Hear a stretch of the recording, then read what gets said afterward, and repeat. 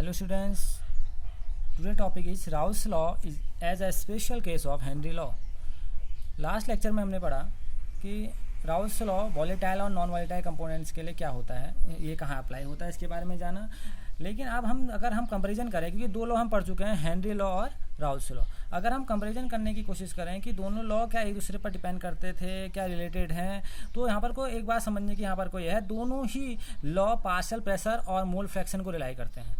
अगर आप दोनों में सोचें, डिफरेंस क्या है, जो हेनरी लॉ है वो है gas in a liquid, gas जो है वो किस में डिजॉल्व है, लिक्विड में डिजॉल्व है। और जो आपका राउल्स लॉ है लिक्विड इन लिक्विड में है। अगर आप देखेंगे लिक्विड इन लिक्विड है। अब ये वॉलेटाइल कंपोनेंट भी हो सकता है और नॉन वॉलेटाइल कंपोनेंट भी हो सकता है। अब थोड़ी बात समझने की यह है कि राउल्स लॉ स्पेशल कैसे है हेनरी लॉ का, लेकिन कैसे है आप इस बात को समझना।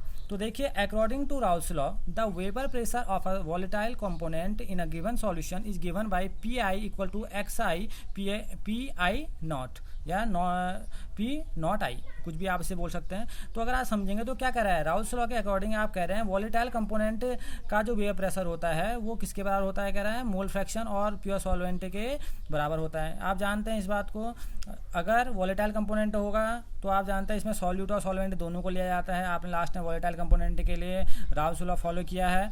और ये किसके लिए है, लिक्विड लिक्विड, आप ये बोल सकते हैं किसके लिए बनता है, लिक्विड लिक्विड सॉल्यूशन के लिए। और हेनरी लॉ किसके लिए है, जब गैस इन लिक्विड, जब गैस है किसमें डिजॉल्व हुई हो, लिक्विड में, तो वहाँ पर वो क्या था, पार्शियल प्रेशर किसके इक्विवेलेंट था, वही बात है मोल फ्रैक्शन के। और वहाँ पर कोई हेनरी कांस्टेंट लगा था, क्योंकि दोनों अगर हम बात समझे तो दोनों किसके लिए हैं, दोनों जो लॉ हैं आपके वो हैं, देखिए दोनों ये डिपेंड करते हैं, पार्शियल प्रेशर ये directly proportional to mole fraction. अब डिपेंड ये करता है कि ये दोनों अब कैसे एक दूसरे पर रिलाई करते हैं या कैसे एक दूसरे पर रिलेट करते हैं। देखिए, if we compare the equation of Raoult's law and Henry law, अगर आप राउल्स लॉ और हेनरी लॉ की इक्वेशन को उठा के देखें, आप इन दोनों इक्वेशन को देखेंगे तो कह रहा था partial pressure of the volatile component और गैस, चाहे वॉलेटाइल कंपोनेंट हो चाहे गैस हो, it directly proportional to its mole fraction. वो किसके डायरेक्टली प्रोपोर्शनल है, मोल फ्रैक्शन के डायरेक्टली प्रोपोर्शनल है।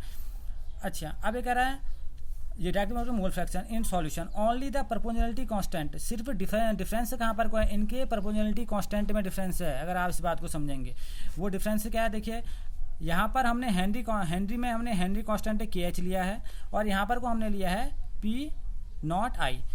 बात समझ में आ रहा है ना, ये क्या है, ये आपका है प्योर सॉल्वेंट का आपका पार्शियल प्रेशर।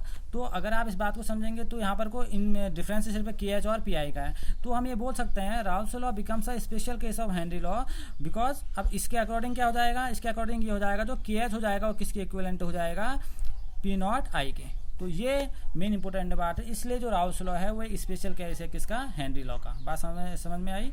तो हम ये बोल सकते हैं कि यहाँ पर को जो इनके कांस्टेंट टर्म है वो क्या हो जाते हैं, एक दूसरे के इक्वल हो जाते हैं, सिर्फ इसमें इतना डिफरेंस है।